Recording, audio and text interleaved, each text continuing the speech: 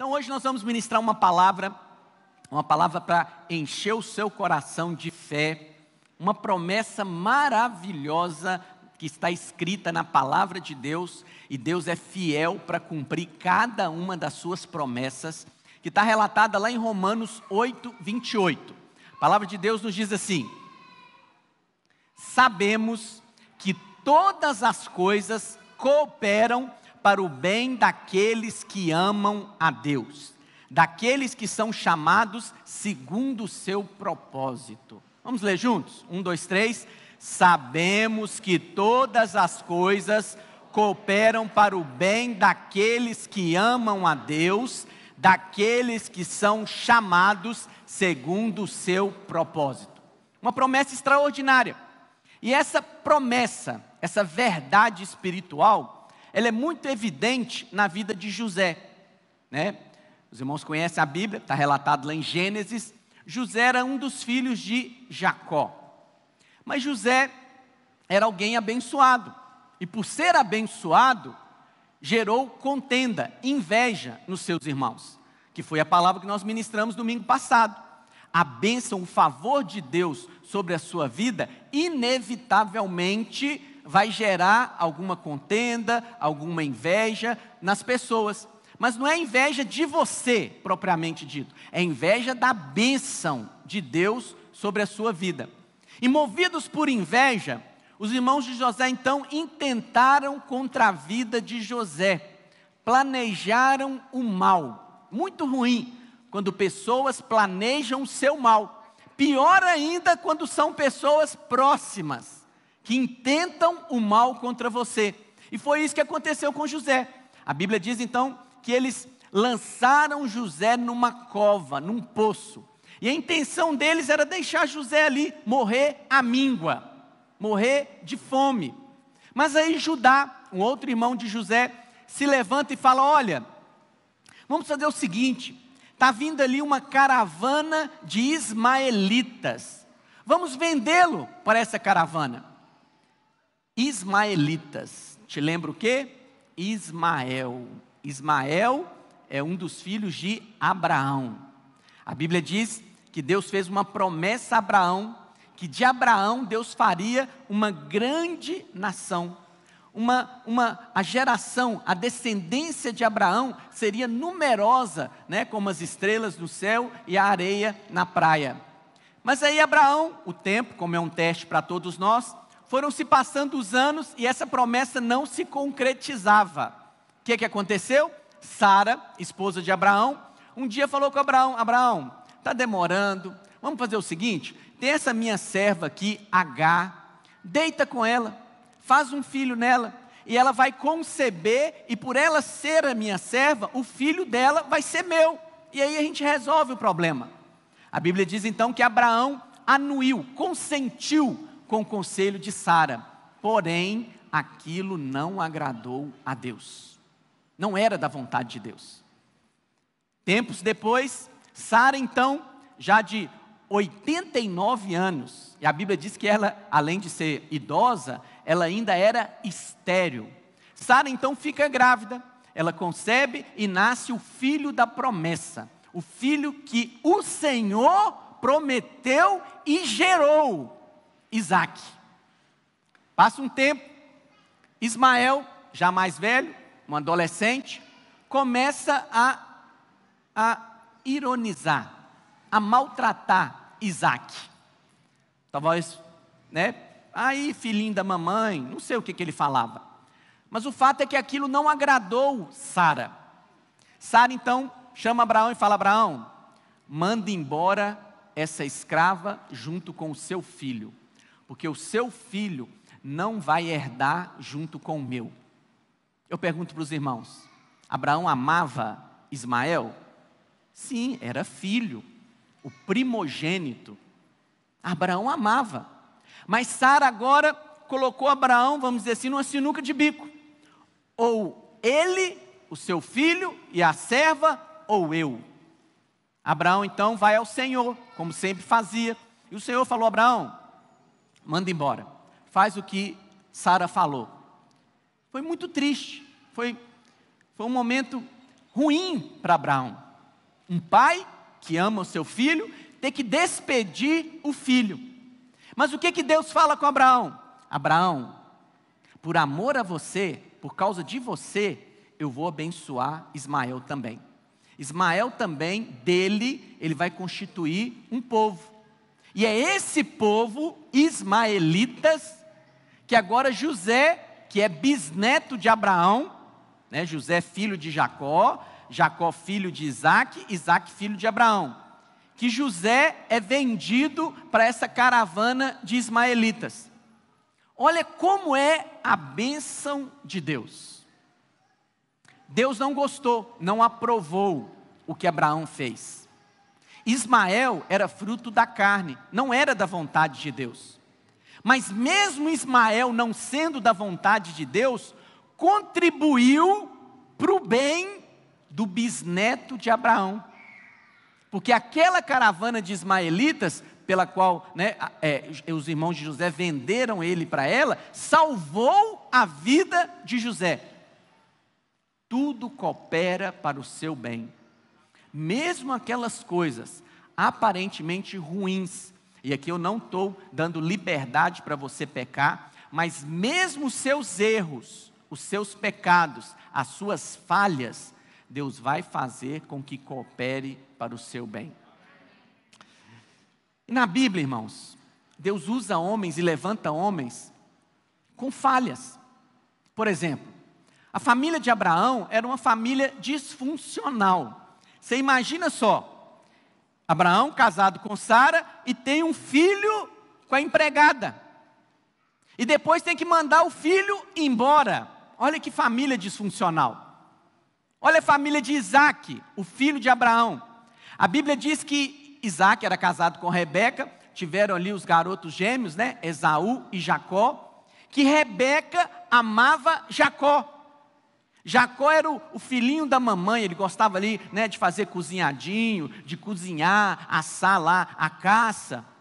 Já Isaac gostava mais de Esaú, porque Esaú era mais viril, era um homem caçador.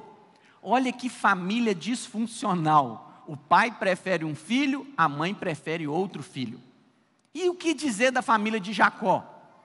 Jacó amava uma mulher, queria ter filho com uma mulher. Casou com a mulher e com a irmã dela. E teve filho com 4. Olha que família disfuncional. Os filhos de Jacó tentaram matar o próprio irmão. Pastor, o que o senhor quer dizer com isso? Que não importa a sua história, se você teve um pai alcoólatra, ou às vezes você nem conheceu os seus pais, se você veio de uma família onde o divórcio divorcia casa e agora nem está casado mais, isso não é impedimento para Deus cumprir o propósito dele na sua vida.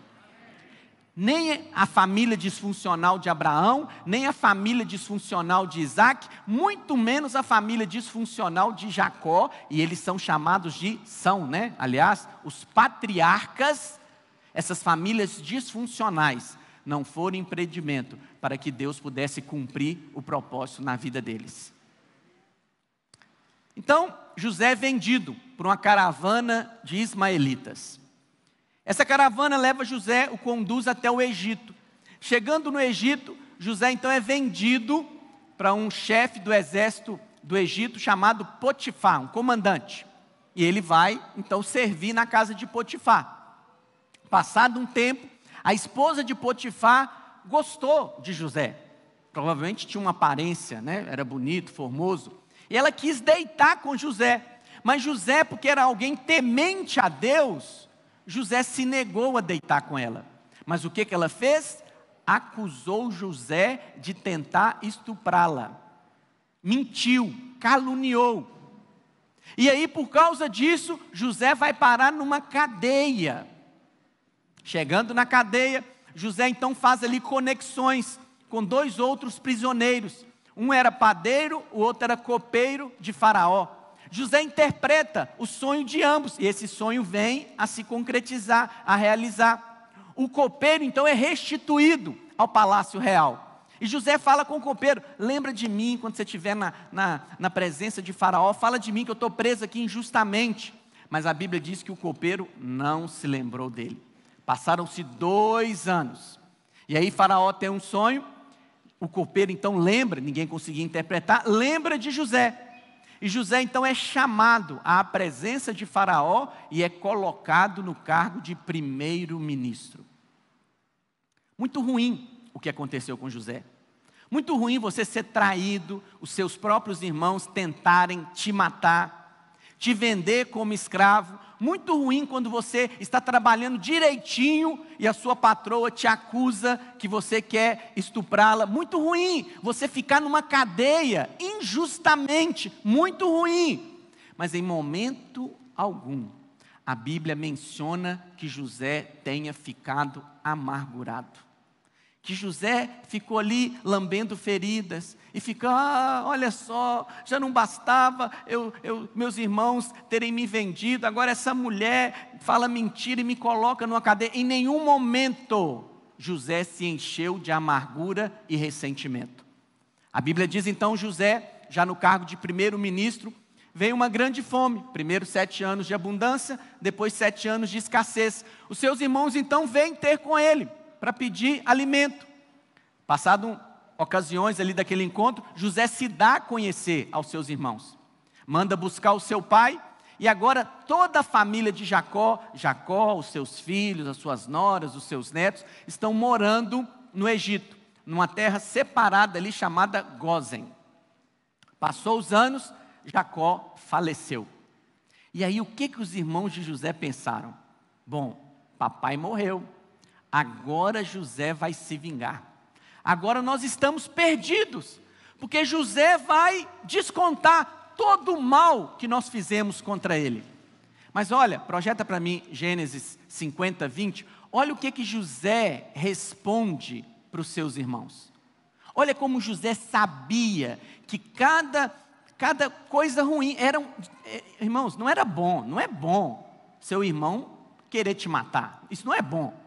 Mas José sabia que cada uma dessas coisas iriam contribuir para a concretização do sonho que Deus já tinha dado para José.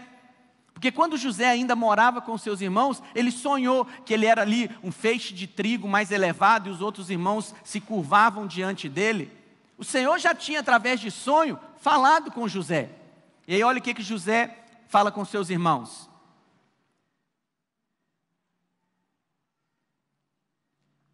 Vós, na verdade, intentaste o mal contra mim. É verdade, vocês fizeram, não foi legal, vocês tramaram contra a minha própria vida, porém, Deus o tornou em bem. Todo o mal que vocês tentaram contra a minha vida, Deus transformou isso para o meu bem. Mas não somente o meu bem, mas para fazer, como vedes agora, que se conserve muita gente em vida. Todo aquele mal que eles fizeram contra José, José tinha uma percepção espiritual. E quando ele chegou na posição, ele entendeu que todo aquele mal, Deus havia convertido para o bem. E aquele bem, José se tornar o primeiro-ministro, iria abençoar, salvar a vida, não só dos seus próprios irmãos, das suas famílias, mas de toda a humanidade, porque é só lá no Egito que tinha comida. Pois eu digo para os irmãos, todo o mal que pessoas tramam contra você, você conhecendo ou não o que elas estão tramando contra você, vai se converter em bem para a sua vida, porque essa é a promessa de Deus, não somente para a sua vida, mas essa bênção que Deus vai converter, vai abençoar outros também. Quantos dizem amém? José entendia. Eu digo para os irmãos, se era necessário que cada uma dessas coisas ruins acontecessem com José, para que ele chegasse na posição de primeiro-ministro. Se os seus irmãos não o tivessem invejado, se eles não tivessem intentado contra a vida de José, se eles não o vendessem aos ismaelitas, como é que José ia chegar no Egito? Se lá na casa de Potifar, a mulher de Potifar não o tivesse acusado, como é que ele seria preso? E lá na cadeia, ele iria conhecer o copeiro de Faraó. Então, cada uma dessas situações ruins, repito para os irmãos, não são boas, contribuíram para o cumprimento do propósito de Deus na vida de José. Aconteceram coisas boas com José. O seu pai Jacó fez uma túnica de várias cores para ele. Potifar, via ali o favor de Deus, que o Senhor era com José. Acontecia muita coisa boa com José. Essas coisas boas também contribuíram para ele alcançar o propósito de Deus. Mas todas as coisas ruins que aconteceram com José contribuíram para ele chegar na posição que Deus tinha planejado para ele. O Senhor Jesus. A Bíblia diz que Jesus, próximo já de ser crucificado, estava no Getsêmani. E aí Judas, o traidor, falou com os soldados, falou assim, olha, porque os soldados não sabiam quem era Jesus, olha, aquele em quem eu der o beijo é esse, prenda-o.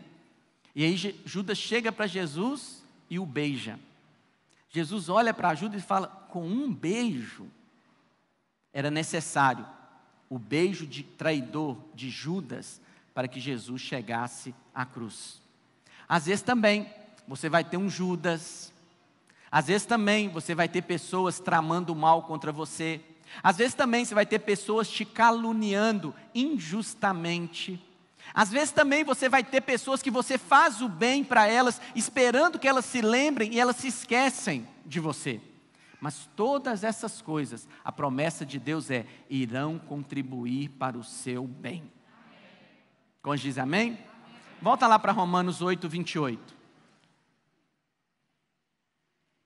Vamos meditar em cada palavra desse versículo, dessa promessa, para sermos ainda mais enriquecidos e fortalecidos em fé. A palavra de Deus vai dizer, sabemos, saber. Saber no grego, você tem duas palavras para saber. Você tem gnosco, de onde deriva as palavras em português, prognóstico, diagnóstico, agnóstico, vem de gnosco. Gnosco é um saber mental, vamos dizer assim, material. Você sabe porque você estudou, você sabe porque você viu. Então, um saber natural. Mas tem uma outra palavra em grego para saber, que é oida. Oida é o quê? É um saber intuitivo. É um saber que ele não é um saber porque você aprendeu, ou porque você ficou sabendo, ou porque você viu. É um saber interior. No nosso caso, é um saber espiritual. Eu sei porque sei. Por que você sabe? Eu sei porque sei que todas as coisas irão contribuir para o meu bem.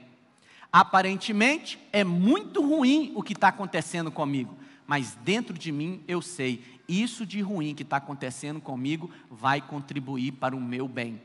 Esse saber aqui é oida, é um saber intuitivo, é uma percepção espiritual. A primeira coisa que você tem que entender para se apropriar dessa promessa é essa. Você tem que ter essa santa convicção dentro de você. Eu sei, todas as coisas vão contribuir para o meu bem. Pastor, como é que Deus vai transformar isso? Isso é muito ruim. Muito ruim quando você perde um ente querido. Muito ruim quando você fica endividado e perde algum bem por causa da dívida. Muito ruim quando você é demitido. Muito ruim, essas coisas não são boas. Mas dentro de você tem um saber espiritual. Deus vai fazer com que isso contribua para o meu bem. Para o meu bem. Pastor, como é que Deus? Não nos compete saber como, irmãos. Não sabemos como Deus vai fazer. Nos compete apenas crer. Está escrito, é assim que será. Eu sei, todas as coisas irão contribuir para o meu bem. Quantos sabem disso? Sabemos o quê? Que todas as coisas. É interessante que a palavra de Deus não diz que algumas coisas, ou as coisas boas. Não, Ele coloca todas as coisas que acontecem conosco em um único pote. Tudo o que acontece com você acontece conosco inevitavelmente coisas ruins. Acontecem conosco também, graças a Deus, coisas boas. Mas todas essas coisas, a palavra de Deus diz, vão contribuir para o seu bem. Tem coisas que acontecem conosco que foram iniciadas por homens. Tem outras coisas que acontecem conosco que foram iniciadas pelo próprio Deus.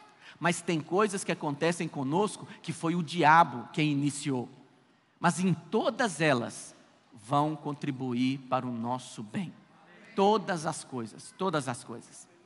Diz que, certa vez, um homem estava num barco, e esse barco veio à deriva, naufragou, e então ele foi parar numa ilha, sozinho.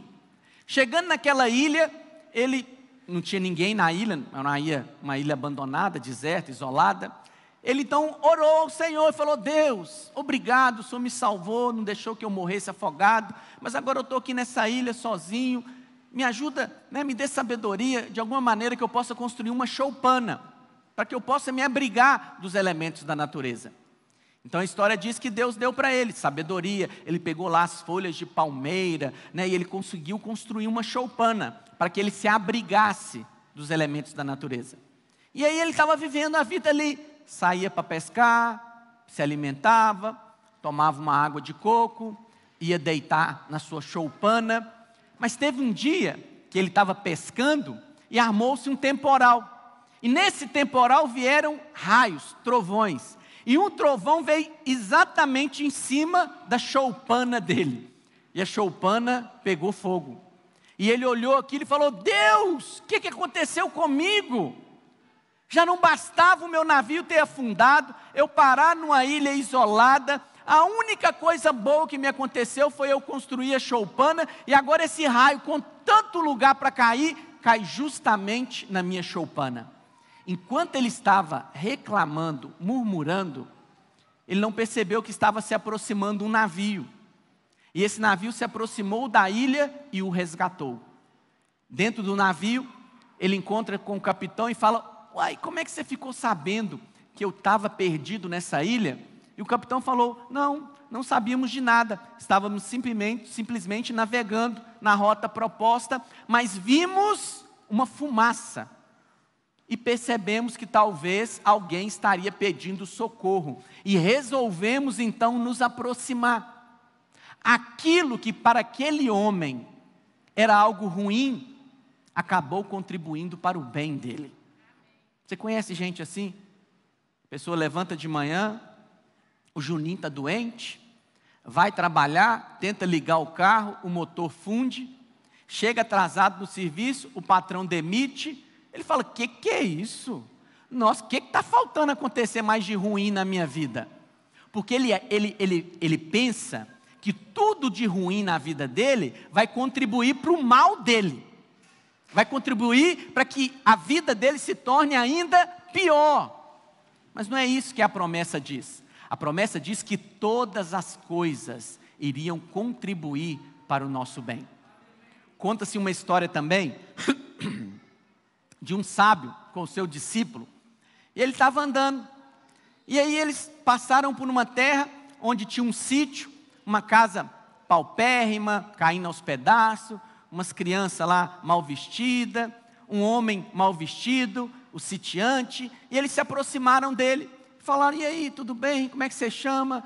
E eles falaram: e aí, como é que você faz para viver em condições assim tão paupérrimas, tão ruins, com necessidades? E ele falou: olha, eu tenho uma vaquinha, uma única vaca, e essa vaca me dá leite todos os dias. Eu pego o leite, uso para fazer uma porção para fazer queijo, outra porção para fazer iogurte, eu vou à cidade, comercializo ali, troco por alimento, por mantimento, e aí então nós vamos vivendo a vida. Ok. A história diz então que o mestre foi embora com o seu discípulo. O discípulo, condoído, com o coração misericordioso, falou para o seu mestre: mestre, nós não temos que fazer alguma coisa para ajudar aquele homem? Olha a condição de vida que ele está levando. E o mestre olhou para o discípulo e falou: sim, temos sim.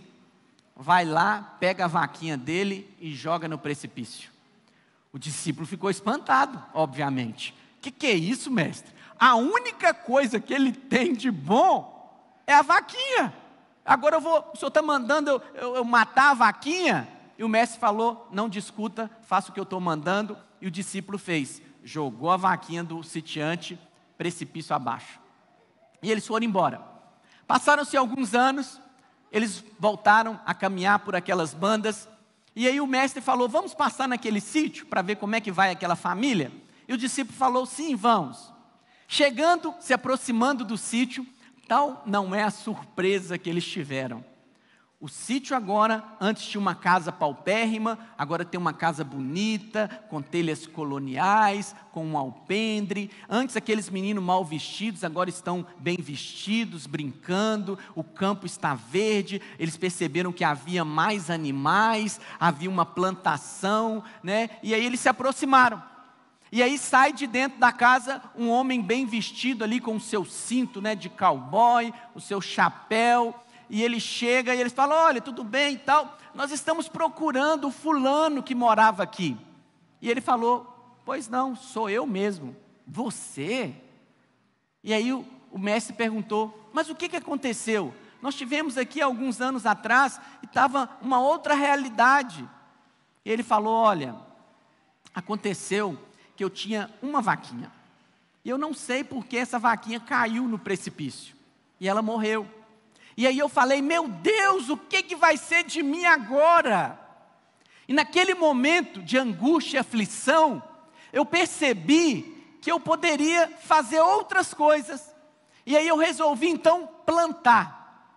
E aí eu plantei, colhi, vendi os frutos na cidade, consegui dinheiro, comprei outros animais, e aí comecei a produzir leite, a vaca produz leite, eu fiz queijo, iogurte, plantação, e eu fui prosperando, e estou prosperando. Aconteceu isso. Olha só, presta atenção. Às vezes precisa da vaca ir para o brejo ou para o precipício, para você poder enxergar que Deus quer te dar além. Às vezes você está tão agarrado naquele emprego, que você acha que aquele emprego é a salvação da sua vida, e você não pode perder aquilo por nada. Mas às vezes Deus pega aquilo e joga precipício abaixo. Não é porque Deus não gosta do emprego, é porque Deus ama você.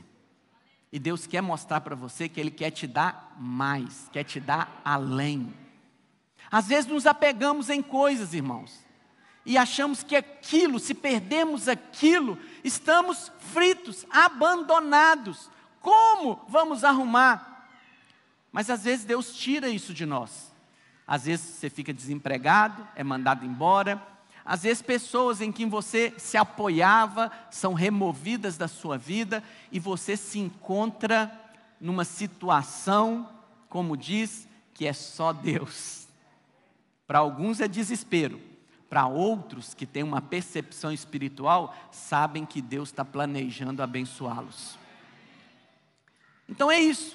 Todas as coisas cooperam para o seu bem. Pastor, que bem é esse? Bom, a palavra de Deus não está dizendo que cooperam para você ficar mais rico, que cooperam para você ficar mais proeminente, mais conhecido. Todas as coisas cooperam para o seu bem. Daqui a pouco eu vou falar que bem é esse. O que elas vão cooperar? Mas o texto continua. Daqueles que amam a Deus. Ah, pastor, agora restringiu a promessa. É uma promessa muito boa, muito boa. Tudo vai cooperar para o meu bem, mas é só para quem ama a Deus. Pois é. Mas eu quero dizer para você que todo filho de Deus ama. Não existe, não estou falando de gente que frequenta culto, nada não. Estou falando de gente que nasceu de novo. Aquele que nasceu de novo, ele recebeu a vida de Deus dentro dele, que é o Espírito Santo. O Espírito Santo é Deus, irmãos? Sim ou não? Sim, a Bíblia diz que Deus é amor. Se o Espírito Santo é Deus, o Espírito Santo também é amor. E se o amor, que é o Espírito Santo, habita dentro de nós, então nós já temos amor. Nós já temos amor. Todo aquele que nasceu de novo, ele ama. A palavra diz que o amor de Deus foi derramado nos nossos corações. Tem filho que ama mais, outros amam menos, mas é inevitável. Se é filho, se nasceu de novo, o Espírito Santo veio habitar dentro dele, o Espírito Santo é Deus, Deus é amor, então dentro dele tem amor. Tem amor. Daqueles que amam, daqueles que são chamados segundo o seu propósito. Bom, chamado. Chamado para quê? Não estamos falando aqui de um chamado ministerial, né? Você foi chamado para ser pastor. Não, esse chamado aqui é chamado para a salvação. Todos aqueles que foram chamados para serem salvos. Nós éramos, né? Aliás, como Lázaro. O que a Bíblia diz acerca de Lázaro? Lázaro era um amigo do Senhor Jesus. Ele veio a ficar doente. Jesus não estava presente ali em Betânia. Suas irmãs então mandam chamar Jesus. Mas Jesus ainda demora, porque Jesus que sabia o que iria acontecer. E quando Jesus vem ter com as irmãs e com Lázaro, Lázaro já tinha morrido e já tinha sido enterrado há 4 dias. E aí Jesus faz o quê? Tira a pedra, remove a pedra do túmulo. E Jesus então, como é que Jesus ressuscita Lázaro? Chama: Lázaro, vem para fora. Nós somos como Lázaro. Efésios vai dizer que nós estávamos mortos em nossos delitos e pecados. Mas um dia o Senhor nos chamou, né? Orlando, vem para fora. José, vem para fora. Não sei, não estava lá dentro, a Bíblia também não menciona. Às vezes quando Lázaro estava lá, né, adormecido, né, que a morte para os filhos de Deus é como se estivessem dormindo, Lázaro abriu os olhos, levantou a cabeça, Lázaro. E aí ele ouve, vem para fora. E aí Lázaro então sai como? Cheio de ataduras. E Jesus fala então, tira-lhe as ataduras, dê comida para ele, e é o que nós temos que fazer com os novos convertidos. Os novos convertidos, eles chegam à vida da igreja, eles recebem o chamado, eles chegam na vida da igreja cheio de ataduras, e nós devemos tirar essas ataduras e alimentá-los. Quantos foram chamados aqui? O chamado da salvação.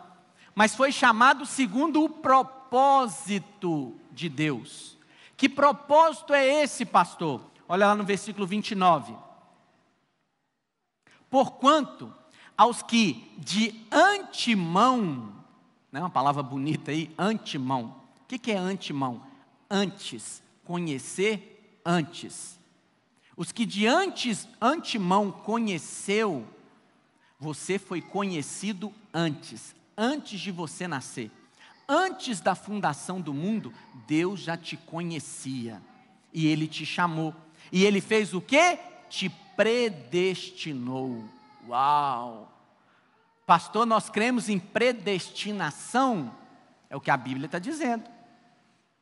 Se você nasceu de novo, você é crente, não tem como você não crer em predestinação. Porque a Bíblia diz que nós fomos chamados, que Ele nos conheceu antes e que Ele nos predestinou. O que é predestinar? Pré-prefixo de antes. Eu já fui destinado a algo. Você pode escolher. Você não pode escolher não crer em predestinação.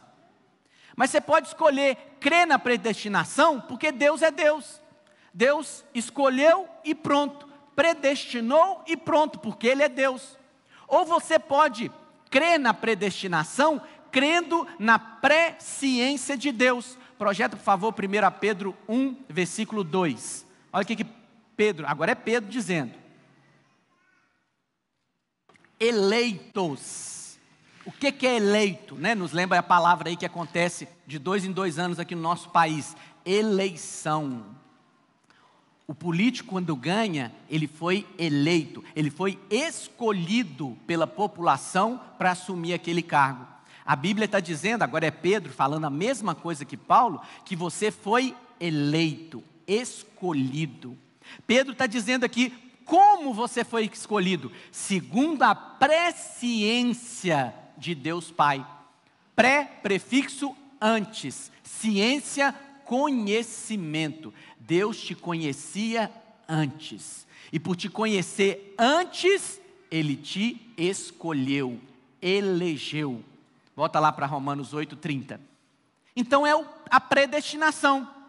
Você pode escolher crer, se, que é o que eu creio também, Deus é Deus. Não discuto com Deus. Deus tem um governo, Ele pode escolher, não escolher, Ele decide. Mas você pode escolher também crer na presciência de Deus, no pré-conhecimento de Deus. Deus já te conhecia antes. Conhecia o que, pastor? A minha bondade? Não, porque não tem bondade nenhuma em mim e em você. Não havia bondade em nós.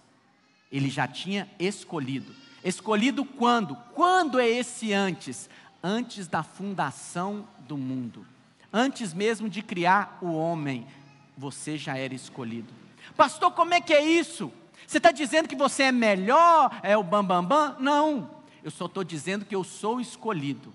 Não sei contra você, mas eu sou escolhido. Não sou escolhido porque eu sou bom, porque tenho alguma capacidade na minha vida, não. Sou escolhido porque Deus decidiu me escolher. Escolheu você também.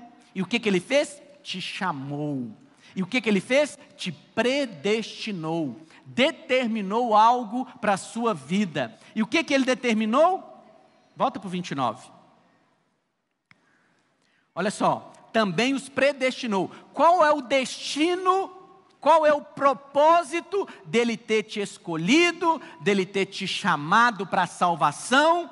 Para ser conforme a imagem de seu Filho.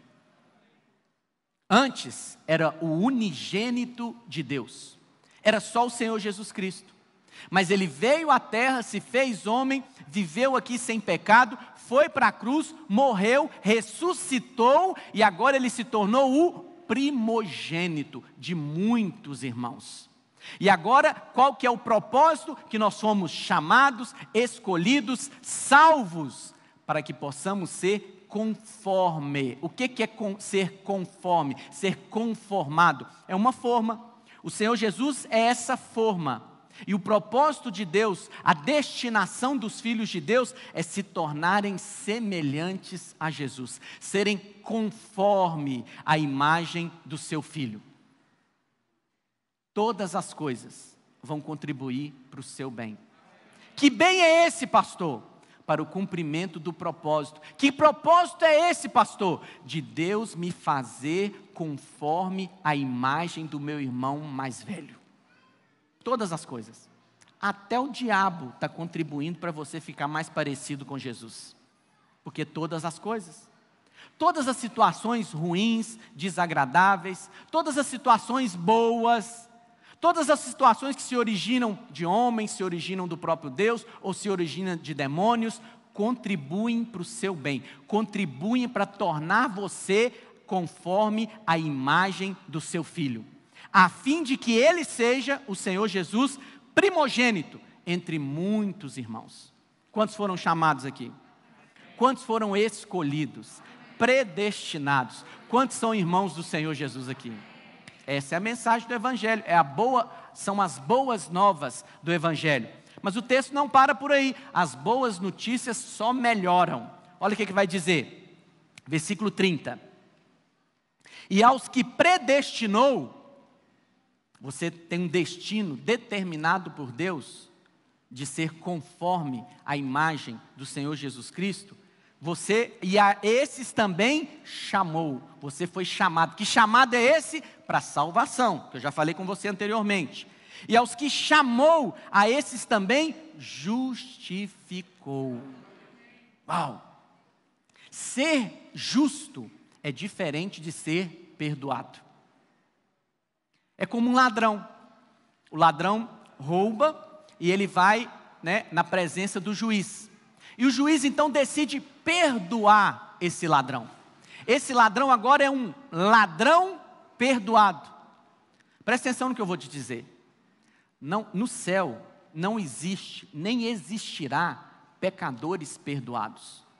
No céu só existe justos. Somente justos podem adentrar as portas celestiais. Mas graças a Deus, porque você foi chamado, predestinado e você foi justificado. O que é ser justo? É como se nunca tivesse cometido o pecado, o erro. Deus olha para você e não se lembra dos seus pecados. Você agora foi feito justo, tal qual Cristo é. Cristo é justo porque nunca cometeu pecado. E pastor, mas eu cometo pecado, como é que eu sou justo? Você é justo porque você recebeu o dom da justiça. Aquele que não conheceu o pecado, Deus o fez pecado por nós, para que nele fôssemos feitos justiça de Deus. Deus pegou os seus pecados, os nossos, colocou em Cristo, por isso que Cristo foi para a cruz, sofreu a ira de Deus, e pegou a justiça de Cristo e colocou em nós. Você agora é justo. Deus, quando olha para você, Ele te vê justo. Às vezes as pessoas não veem, às vezes você mesmo não se vê, mas se a palavra diz, se Deus diz que você é justo, é isso que você é. Eu sou justo.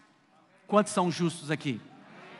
Você tem que ter essa convicção, porque quando nos fazem essa pergunta, a nossa tendência imediatamente é olharmos para nós mesmos. E aí você vê, eu tenho tanta falha, tantos erros, como é que eu vou falar que eu sou justo? Mas é porque a sua justiça não depende da sua obra. Você ganhou.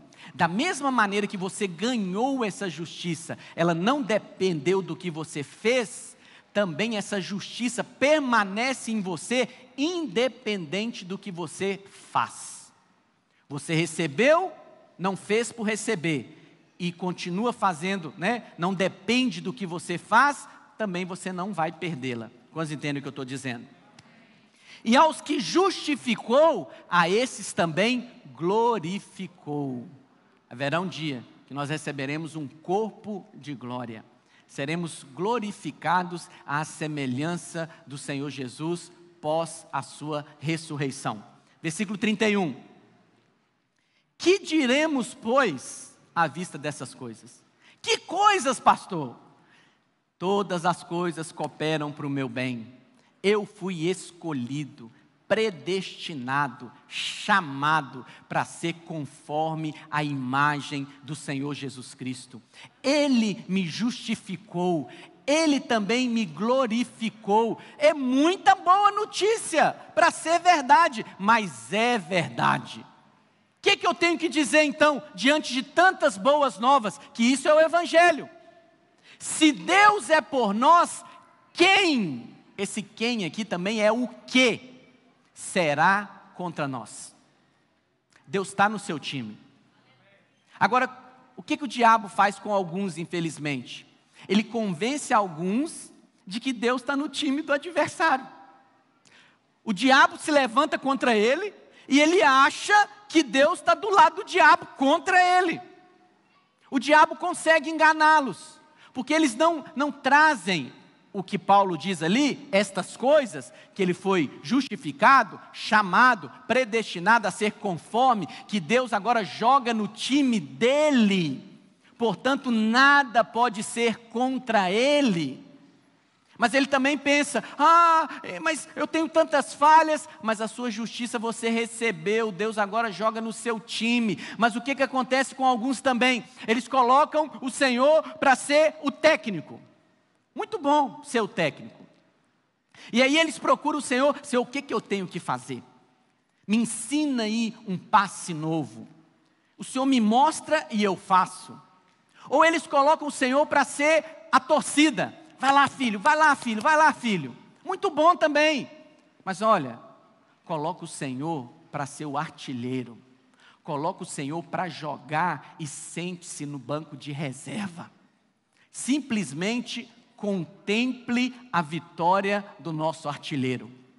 E o time que o Senhor Jesus está, que é o meu time e o seu, é um time que vence campeonato invicto, sem levar nenhum gol. Ganha todos, Porque tem o Senhor Jesus. E sabe o que é melhor ainda? Que você está lá no banco de reserva, na hora que vai comemorar a vitória, levantar a taça, está lá você junto erguendo a taça.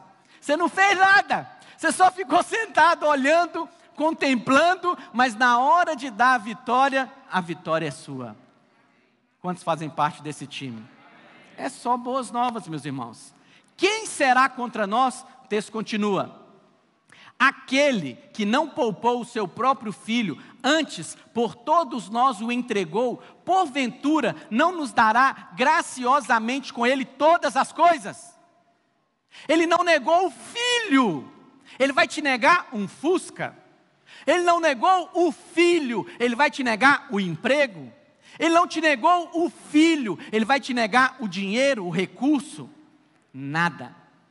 Aquele que não negou o filho, ele vai te dar graciosamente no filho todas as coisas. Todas as coisas. Versículo 33. Quem intentará acusação contra os eleitos de Deus? A palavra de Deus diz: quem pode contra você? Quem pode levantar acusação contra você? Mas o diabo engana, infelizmente, muitos filhos de Deus. Muitos filhos de Deus ainda vivem debaixo de acusação e condenação. O tempo inteiro estão inseguros, porque pensam: fui eu que aprontei, olha o que eu fiz, e agora como é que Deus vai me ajudar? Eu não posso liderar, porque eu não estou em condições, eu não posso, crer que Deus vai me dar essa bênção, porque olha o que eu fiz, eu pequei, eu errei, eu falhei, e agora Deus não vai fazer. O diabo consegue acusá-los e mantê-los debaixo de acusação. Mas o que a palavra diz? Você foi eleito, escolhido, e é Deus quem te justifica. Não é a sua obra, não é nem seu arrependimento. Quem te justifica é Deus. Conta-se uma história, 2 garotos, 2 irmãos, a Joaninha e o Joãozinho, foram passar férias no sítio da vovó. Muito bom, ficaram lá alguns dias, mas em certo dia, o Joãozinho gostava muito de estilingue, ele foi praticar o estilingue lá no quintal. Ele mirava a princípio a latinha, acertava, derrubava a latinha, mas aí ele viu um patinho. E ele falou: será? Estou lembrando aqui de Davi acertando a testa de Golias. Será que eu consigo acertar a cabeça daquele pato? Porque ele imaginou que Golias só bambeou e caiu. Ele morreu, foi depois com ter a cabeça decepada por Davi. Então ele pensou: o máximo que vai acontecer é o pato ficar zonzo, cair, mas eu não vou decepar a cabeça dele, não vou degolar. E aí ele mirou e acertou. Mas para tristeza e espanto dele, o pato morreu. E aí ele passou aperto, era o pato predileto, favorito da vovó. E aí ele tenta esconder, pega o pato, põe no celeiro, joga lá a palha por cima, mas quando ele olha para trás, a Joaninha, sua irmã, está vendo tudo. E aí ele entra para dentro de casa, já está anoitecendo, a hora do jantar, e eles jantam, e a vovó fala: Joaninha, vem arrumar a cozinha comigo, você hoje vai lavar as vasilhas. E aí a Joaninha se levanta e fala: não, vovó, o Joãozinho falou que faz questão de lavar as vasilhas, não é, Joãozinho? E aí o Joãozinho se levanta e ela fala: lembra do pato. E ele vai cabisbaixo lavar as vasilhas. No outro dia se levantam, tomam um café da manhã, e aí o vovô gosta muito de pescar, e o vovô fala com o Joãozinho: Joãozinho, hoje nós vamos pescar. E aí a vovó fala: Joaninha, hoje você vai me ajudar a fazer o almoço. E a Joaninha se levanta: não, vovó, o Joãozinho falou hoje que ele quer aprender a cozinhar. É ele que vai fazer o almoço, não é, Joãozinho? E o Joãozinho olha, e ela sorrateiramente fala ao pé de ouvido: lembra do pato. E ele vai, e ela vai pescar. Mas passado alguns dias, tanta aflição, tanta angústia, que o Joãozinho não consegue viver debaixo daquilo, e ele vira para a vovó: eu pequei, diante de Deus, diante da senhora, matei o seu pato. E para sua surpresa e espanto, a vovó vira para ele e diz: eu já sabia. Eu estava no alpendre e assisti tudo. Mas por que a senhora não me contou que já sabia? Porque eu queria ver até quando você suportaria ficar debaixo da acusação da sua irmã. Até quando você, que foi justificado, feito filho de Deus, escolhido, chamado, predestinado, vai ficar debaixo da opressão, da acusação do diabo? Todo o tempo. Vamos liderar, irmão. Vamos orar por essa bênção. Deus ampliar seus negócios. Deus prosperar a sua casa. Um casamento abençoado para você. E o diabo sussurra no seu ouvido: lembra do pacto. E você fala: quem sou eu? Quem sou eu? Matei o patinho. Como eu vou ter coragem de pedir alguma coisa para o dono do pato? E ficam debaixo de acusação. Mas a palavra é: quem intentará acusação contra os eleitos de Deus? É Deus quem te justifica. Esses são dias de você se levantar em fé. Mas não tem como ter fé se você ainda está preso na acusação, na condenação. Não tem como crescer em fé se você ainda olha para as circunstâncias e elas estão ruins. E aí você pensa: cadê o favor? Onde está o favor? Está tudo ruim para o meu lado. Não tem fé. Agora, se você muda a sua postura, e você crê na palavra, e você se levanta em ousadia: eu pequei, eu errei, não me orgulho disso, mas eu continuo sendo justiça de Deus em Cristo Jesus. Eu sou justo. Se você muda a sua perspectiva e você olha para as circunstâncias adversas que você está enfrentando e você declara: está ruim, não nego, está ruim, mas isso que é ruim vai contribuir para o meu bem. E quanto mais a coisa fica ruim, mais você se enche de expectativa. O que Deus vai aprontar? Como é que Deus vai fazer isso contribuir para o meu bem? O negócio vai ficar bom demais, porque eu não vejo, mas o diabo vê uma movimentação de anjos celestiais em meu favor, e ele se levanta com fúria contra mim. Se levanta com fúria, mas quanto maior a fúria, quanto maior a adversidade, mais a minha fé é alimentada e fortalecida, porque todas as coisas cooperam para o meu bem. Versículo 34, chamar os irmãos aqui para subir do louvor. Quem os condenará? Quem, irmãos, pode te condenar? É Cristo Jesus quem morreu, ou antes, quem ressuscitou? Essa é a prova de que o sacrifício pelos seus pecados foram aceitos. Porque Jesus, que é o Cordeiro, que é o sacrifício, também é o sumo sacerdote, que apresenta o sangue diante de Deus Pai, que faz a expiação pelos nossos pecados. Mas ao terceiro dia, ele ressuscitou. A ressurreição dele é a prova que Deus aceitou o sacrifício. Portanto, nós fomos completamente perdoados e aceitos e justificados, o qual está à direita de Deus, e também ele faz o quê? Nos acusa? Lembra a Deus das nossas falhas? Não, intercede por nós. Você tem um irmão mais velho, que foi o seu sacrifício, que é o seu sumo sacerdote, que te representa diante de Deus e está em todo momento intercedendo por você. Quando você recebe essa palavra de fé, fique de pé no seu lugar. Nós vamos ministrar uma canção. Enquanto isso, os servos vão distribuir os elementos da ceia. Você que é batizado em alguma igreja evangélica, você tem liberdade para participar da mesa do Pai conosco nessa noite.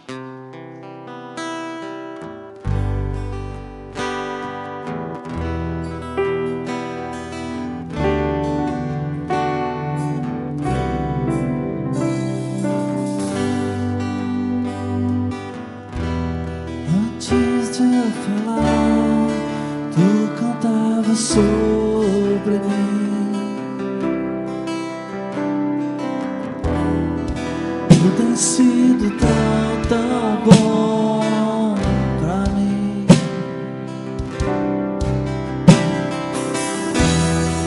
Tinha valor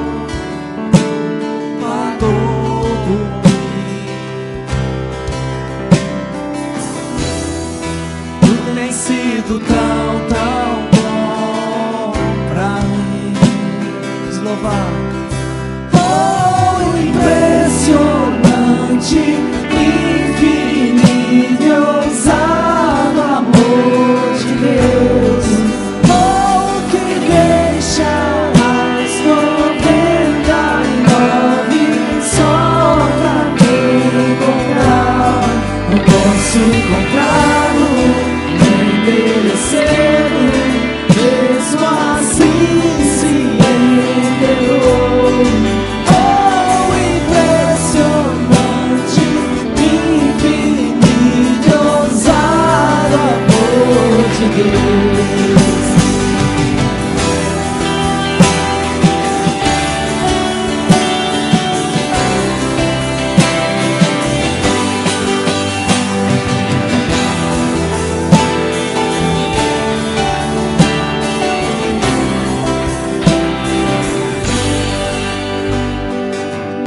Inimigo eu fui, mas teu amor lutou por mim. E tem sido tão bom pra mim.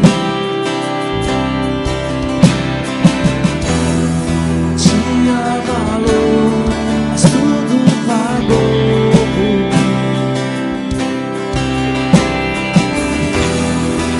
Tem sido tão bom pra mim.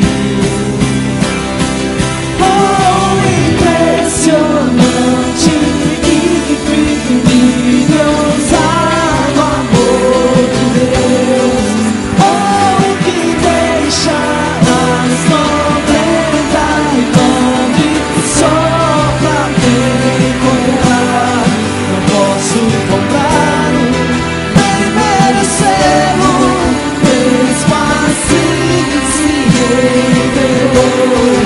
Oh, impressionante, infinito e ousado amor de Deus.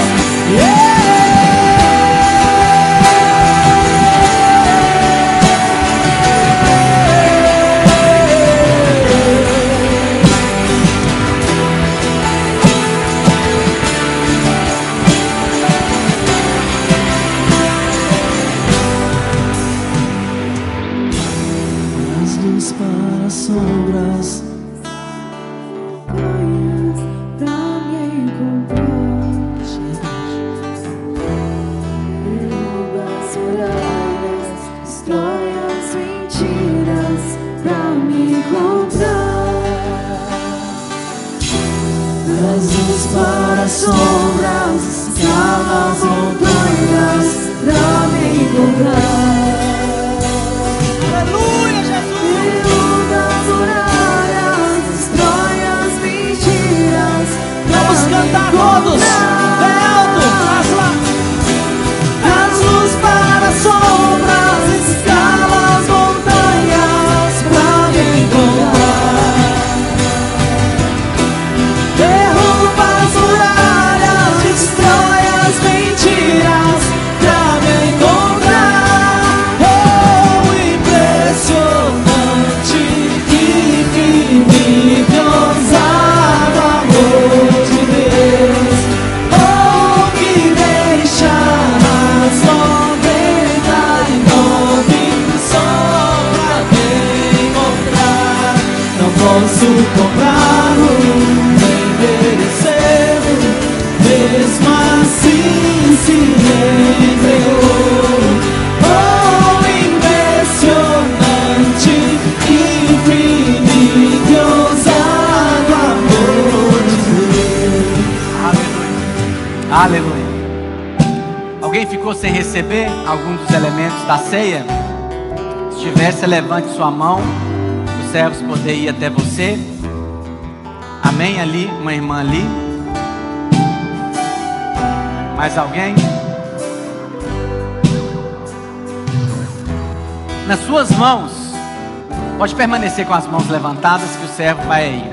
Nas suas mãos tem o corpo tem o sangue do Senhor Jesus. Essa é a garantia de que todas as promessas se cumprirão na sua vida. Um dos versículos que nós meditamos nessa noite diz que aquele que não poupou o filho, o que ele vai te negar? O que ele vai te negar? Nada, nada. Você vai receber todas as coisas graciosamente, de graça, em Cristo Jesus.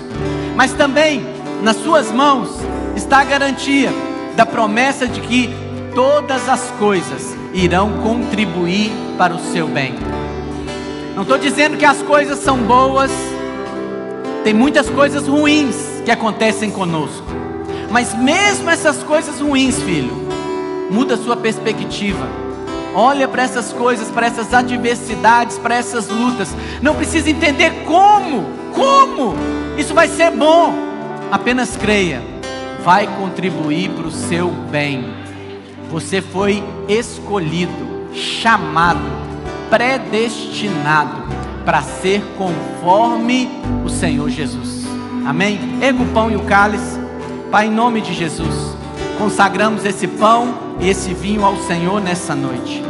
Pai, e é o Cordeiro Santo de Deus, é o próprio Senhor Jesus, tipificado aqui o seu corpo no pão, o seu sangue no cálice. Mas Pai, ao comermos do pão e bebermos do cálice, eu declaro, Deus, que todas as palavras, todas as boas novas que foram liberadas sobre os seus filhos nessa noite, eles crerão, eles se apropriarão em fé. O Espírito Santo de Deus que habita nos meus irmãos vai testificar essa verdade. É verdade, é verdade, é para você. Todas as coisas vão contribuir para o seu bem. Aleluia, aleluia. Pode comer do pão e beber do cálice.